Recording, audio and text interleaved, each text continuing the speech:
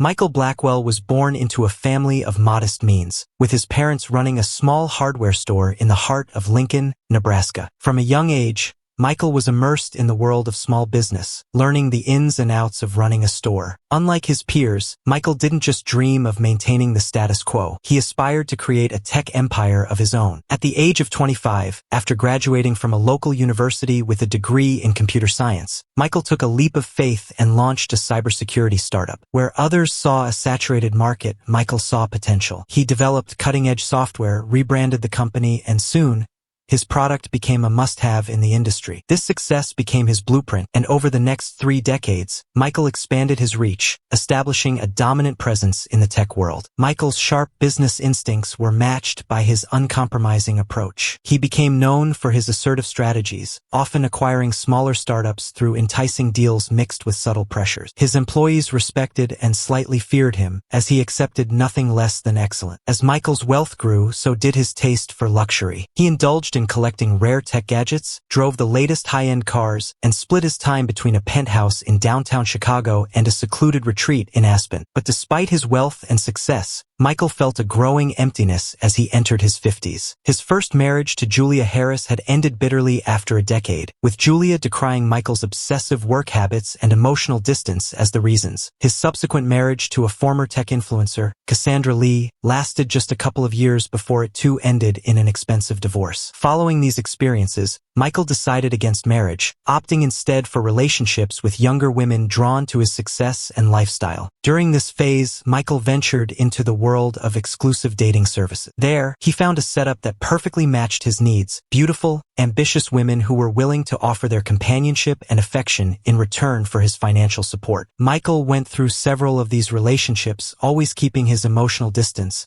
ensuring he controlled the dynamics with his influence. Yet, as Michael neared his 60th birthday, he felt the weight of solitude more intensely. He saw in the mirror a man who had reached the pinnacle of career success, yet led a hollow personal life. He yearned for genuine connection, for someone to reignite his zest for life. In this reflective mood, Michael Blackwell first encountered Olivia Hayes. The instant he saw her, youthful, radiant, with a gleam of ambition, Michael knew she was essential. What he didn't foresee was that his pursuit of Olivia would initiate a sequence of events that would lead to his own unraveling and permanently damage the reputation he had meticulously built. Olivia Hayes' journey began far from the bustling energy of Chicago in the quaint coastal town of Camden, Maine. Raised by a single mother who struggled to make ends meet as a receptionist, Olivia learned early that life was often harsh and that her charm could be both a gift and a burden. Her mother's string of fleeting relationships seemed to drain her spirit little by little. Despite her home life's challenges, Olivia excelled academically.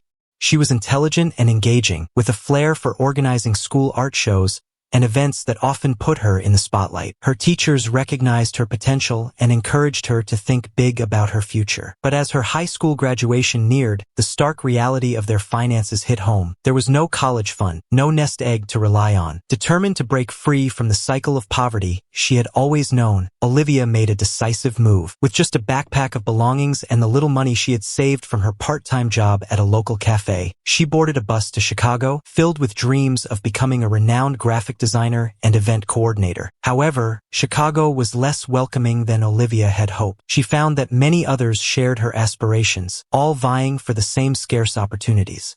Olivia ended up waiting tables, much like her mother, and the modest income barely covered the rent for the cramped apartment she shared with 2 other hopefuls. As the weeks stretched into months without any significant opportunities, Olivia's hope began to wane. She was on the brink of moving back to Camden when a serendipitous encounter at the high-end restaurant where she worked changed everything. While serving a table of well-dressed women who radiated assurance and affluence, Olivia overheard them talking about their lifestyles and the lavish gifts they received from their benefactors. Curious and desperate for a financial breakthrough, Olivia approached one of the women after her shift. The woman, named Claire, introduced Olivia to the world of exclusive dating. She explained how young, attractive women like herself could form relationships with affluent older men who offered financial support in exchange for companionship. Initially, Olivia was skeptical. It felt too close to the constrained existence her mother endured, always reliant on others for financial stability. Yet as Claire showcased the stylish wardrobes, upscale apartments, and the perks that came with being in such relationships, Olivia's doubts started to weaken. Encouraged by Claire, Olivia set up a profile on an exclusive dating site. She selected her most appealing photos, penned a clever bio,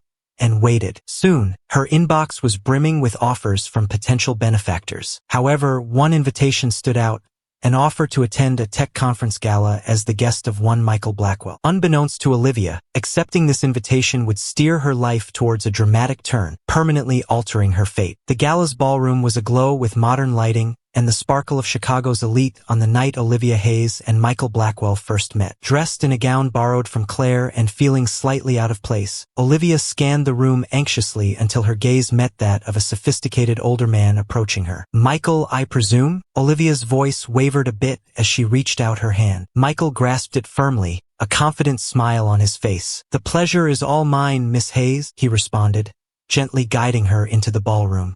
A chill ran through Olivia, born from either excitement or nervousness. She couldn't be sure. As the evening unfolded, Olivia was charmed by Michael. He was engaging, quick-witted, and showed a genuine interest in her dreams. When she shared her ambitions to launch her event planning and design business, Michael's interest intensified. "I have many contacts in the industry," he noted. "Maybe I could introduce you to some key people." By the night's end, Olivia was dizzy, not just from the champagne but from the potential opportunities Michael seemed to offer.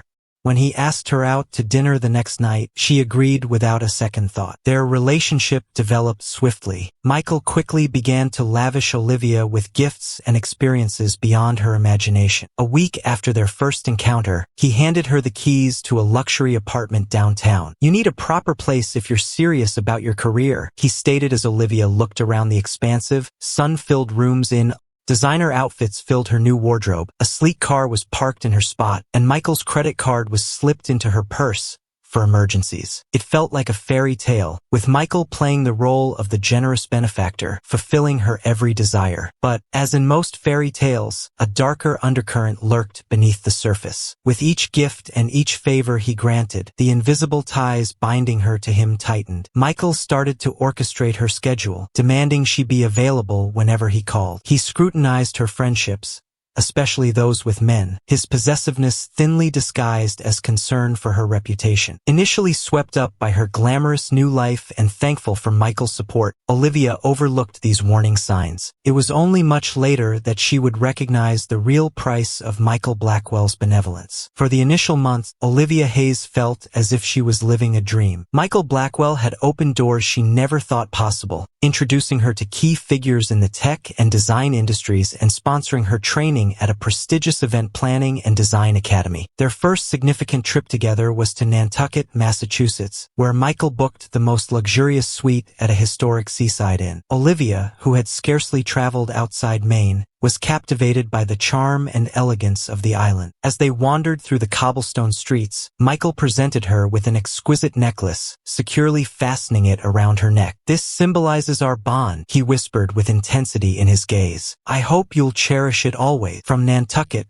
they traveled to Aspen, Colorado, where they relaxed in a quaint mountain lodge. Olivia was enchanted by the breathtaking views and the natural beauty surrounding them. In the evenings, over dinners of local cuisine, Michael shared tales of his business ventures, pulling Olivia deeper into his world of ambitious schemes and strategic moves. The small-town girl from Camden was no more. In her place was a polished, sophisticated woman who caught everyone's attention. Michael took pride in showcasing her at social gatherings, introducing her proudly as My Olivia to colleagues and acquaintances. For Olivia, the attention was exhilarating. She began to depend on Michael not only for financial backing but for emotional support too. His approval became essential, his disapproval a source of deep anxiety. When she successfully organized her first major event, Michael was the first person she called, eager for his commendation. Michael, meanwhile, found himself increasingly protective of Olivia. He thrived on her vibrancy and beauty,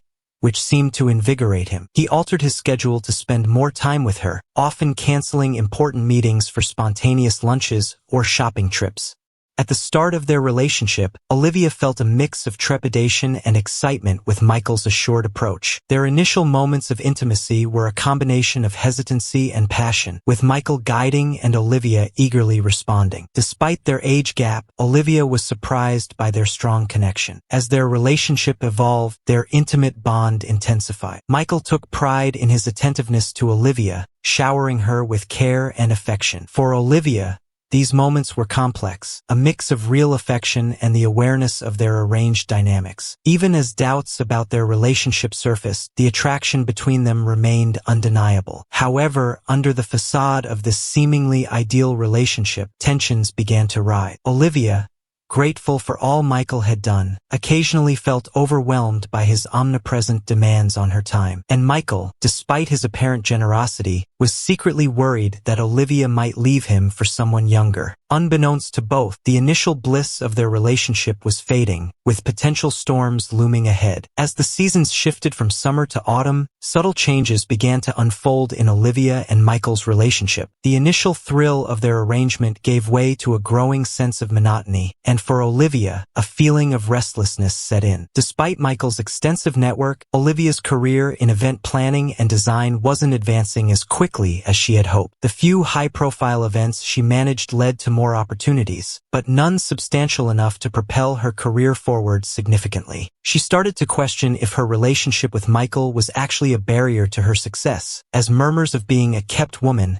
circulated in professional circles. One crisp October morning, Olivia decided to indulge in breakfast at a trendy cafe in downtown Chicago. While enjoying her coffee, a charismatic young man at the next table struck up a conversation. His name was Lucas Perry, a 25-year-old aspiring photographer. Lucas's genuine interest in photography and his down-to-earth demeanor immediately drew Olivia in, and soon, they were deep in conversation. For the first time in months, Olivia felt a genuine connection. Lucas saw her as a peer, not as a project. When he asked for her number, Olivia paused briefly before handing it over, rationalizing it as simply networking. Over the ensuing weeks, Olivia found herself messaging Lucas frequently. They met for coffee again and then for dinner. Each encounter was supposed to be just friendly, but deep down, Olivia felt she was venturing into risky territory. Michael, for his part, was keenly aware of the shift in Olivia. He noticed her growing distraction, how she became protective of her phone, and her evasive answers about her whereabouts. His past experiences had sharpened his ability to detect a change in loyalty, and his jealousy, which had always lurked just beneath the surface, began to surge. One evening, during a dinner at Michael's upscale penthouse, he confronted her. "Who is he?" Michael asked, his voice steady but his eyes betraying a storm within. Taken aback, Olivia stumbled over her words, but Michael persisted. "Don't lie to me, Olivia.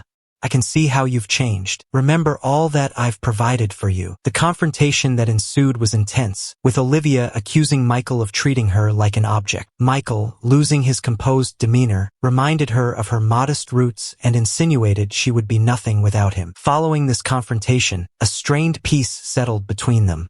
Michael intensified his efforts to keep Olivia close, surprising her with gifts daily and planning spontaneous trips. Yet, Olivia felt increasingly confined. The opulence that once excited her now seemed like a lavish prison. Amid these strained days, Olivia made a decisive choice. After a particularly fierce argument, she reached out to Lucas. His voice, warm and non-judgmental, provided a stark contrast to her current turmoil. She confided in him about her arrangement with Michael, her escalating discontent, and her fears about leaving. Lucas listened attentively, then offered a life-altering suggestion. "Leave him. Come stay with me.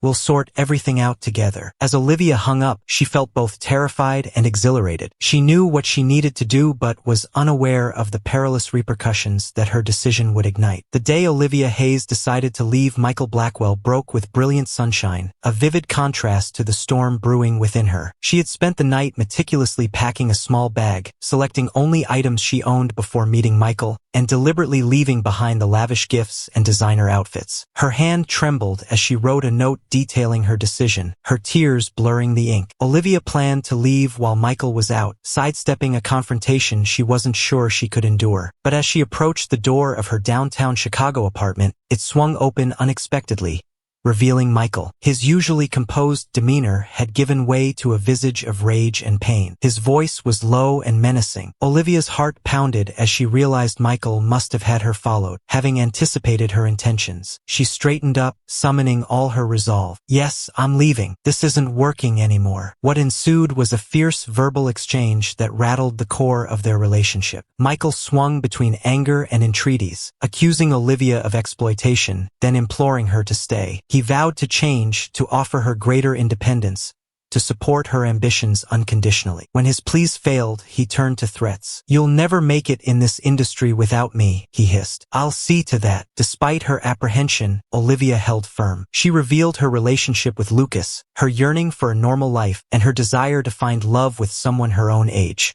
With each revelation, she saw Michael's features contort with fury, his hands balling into fists. In a final desperate bid to detain her, Michael seized Olivia's arm, his grip excruciating. "You're making a mistake," he declared. "You're nothing without me. No one will ever love you like I do." For a fleeting moment, Olivia faltered. Fear of the unknown, of relinquishing all she had acquired, nearly overwhelmed her. But then she thought of Lucas, of the prospect of a future shaped by her own choice. Summoning a courage she hadn't known she possessed, she freed her arm. "Goodbye, Michael," she stated firmly, stepping past him and out the door. As the door shut behind her, Olivia was unaware of the transformation in Michael's expression. The hurt and anger subsided, replaced by a cold, calculating gaze. In that instant, as he watched the woman he thought he loved depart from his life, Michael Blackwell resolved on a dark decision. If he couldn't possess Olivia, then no one would. In the subsequent days, Michael's penthouse became a citadel of isolation. He canceled appointments, disregarded calls, and sank into a bleak realm of solitude and whiskey. His thoughts were haunted by visions of Olivia with Lucas, her laughter, once a source of his happiness,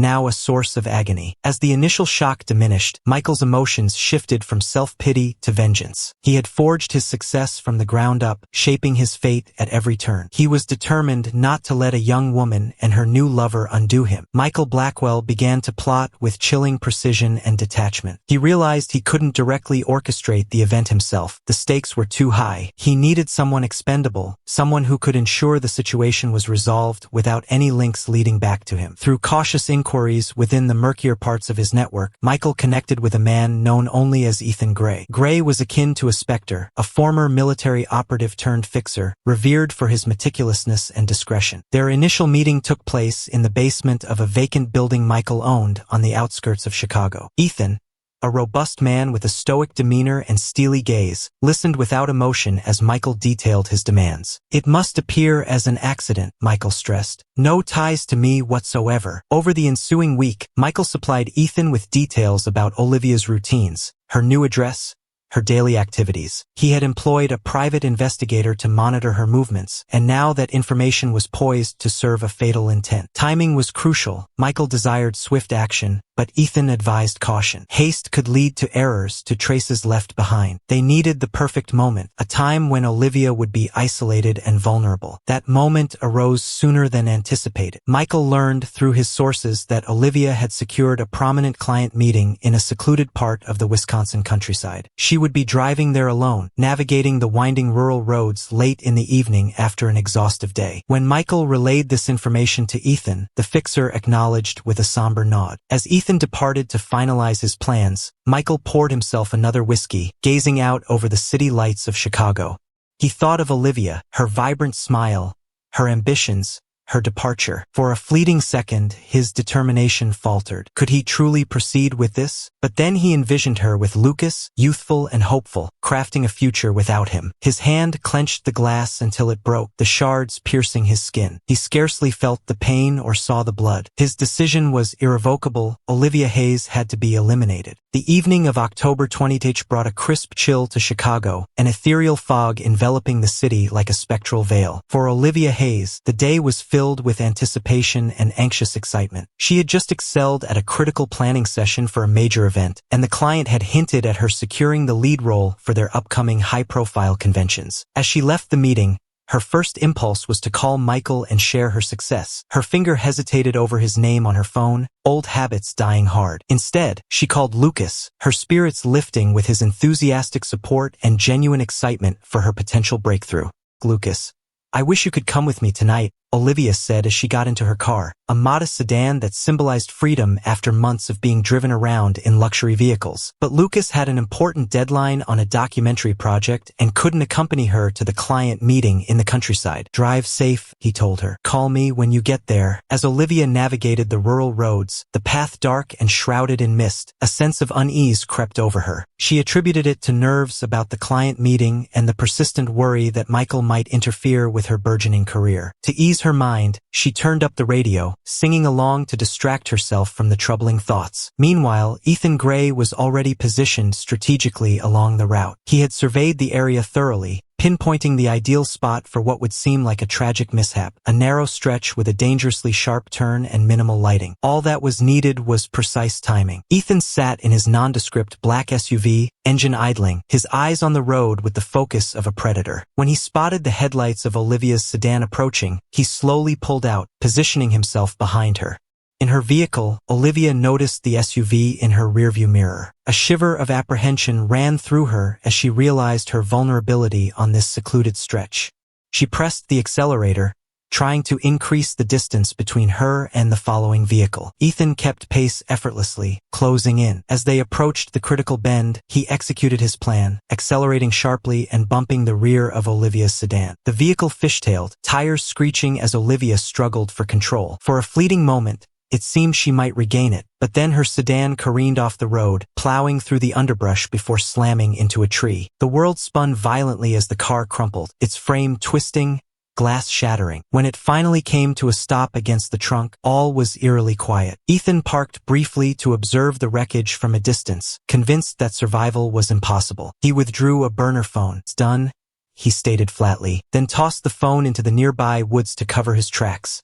But destiny had other plans. As Ethan drove off, certain of his success, he failed to notice the faint signs of life amid the twisted metal. Olivia, severely injured yet conscious, was alive. In a blur of pain and confusion, she managed to extricate herself from the mangled vehicle. Realizing her phone was destroyed, she had no choice but to start crawling, each movement excruciating, fueled by an instinctive drive to survive. As dawn illuminated Chicago, a hiker made a shocking discovery. The severely injured body of Olivia Hayes, barely alive, concealed in the brush beside a remote rural road. This grim find triggered an investigation that would gradually reveal the sinister motives behind her accident and unveil the dangerous obsession of one of Chicago's most influential figures. Detective Rachel Monroe arrived at the scene just as the morning mist was lifting. A rising star in the Chicago Police Department, Monroe was known for her sharp instincts and unwavering commitment to uncovering the truth. As she examined the crash site, certain details struck her as overly precise. The skid marks on the road, the broken tree branches. It all seemed too orchestrated to be a mere accident. Her suspicions intensified when she discovered the victim's identity. Olivia Hayes, miraculously still clinging to life but in critical condition, was well known in local social circles. Her relationship with Michael Blackwell had been the subject of local gossip for some time. With Olivia now fighting for her life, Monroe sensed that there was much more to the situation. Monroe's initial stop was the hospital. Although Olivia was in a medically induced coma, the medical team provided crucial insights. The nature of her injuries did not align with a typical traffic accident. There were defensive wounds on her arms, indicating a struggle that occurred after the initial impact. Monroe's subsequent step was to interview Lucas Perry, the last person known to have been in contact with Olivia.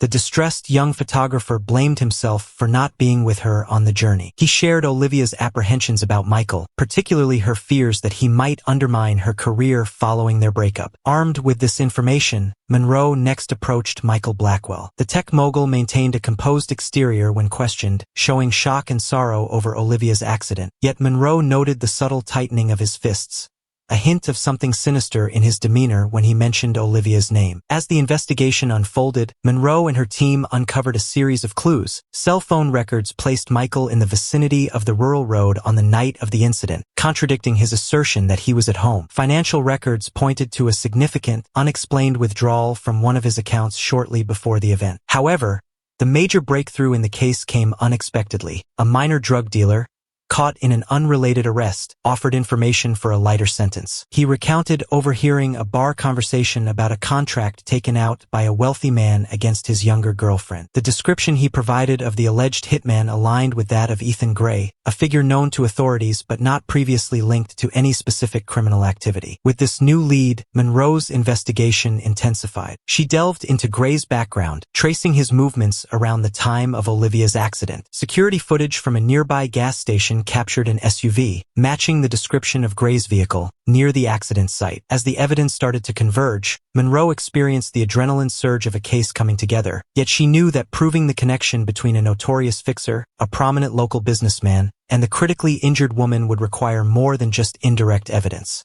She needed definitive proof, and crucially, she needed Olivia to regain consciousness and share her story. The breakthrough in the case arrived 3 weeks after the accident, when Olivia Hayes finally awoke from her coma. Detective Rachel Monroe was at her bedside within hours, sensitively eliciting the young woman's memories of that critical evening. Olivia's account became the crucial piece of the puzzle. She recalled the black SUV tailing her, the intentional bump that caused her sedan to careen off the road. With Olivia's testimony in hand, Monroe acted decisively. A warrant was issued for Ethan Gray's arrest, and a SWAT team detained him at a remote cabin. Under rigorous questioning, Gray broke down, disclosing the specifics of his deal with Michael Blackwell. His confession prompted a search of Michael's estate. Hidden within a concealed safe, investigators uncovered conclusive evidence, detailed maps of Olivia's route on the night of the incident, communications with Gray, and financial records documenting the payment for the deed. Michael was sentenced to life imprisonment without the possibility of parole. Ethan Gray, in return for his cooperation, received a reduced sentence of 25 years. Olivia, though still healing from her physical and emotional scars, found comfort in Lucas's constant support and the assurance that justice had prevailed.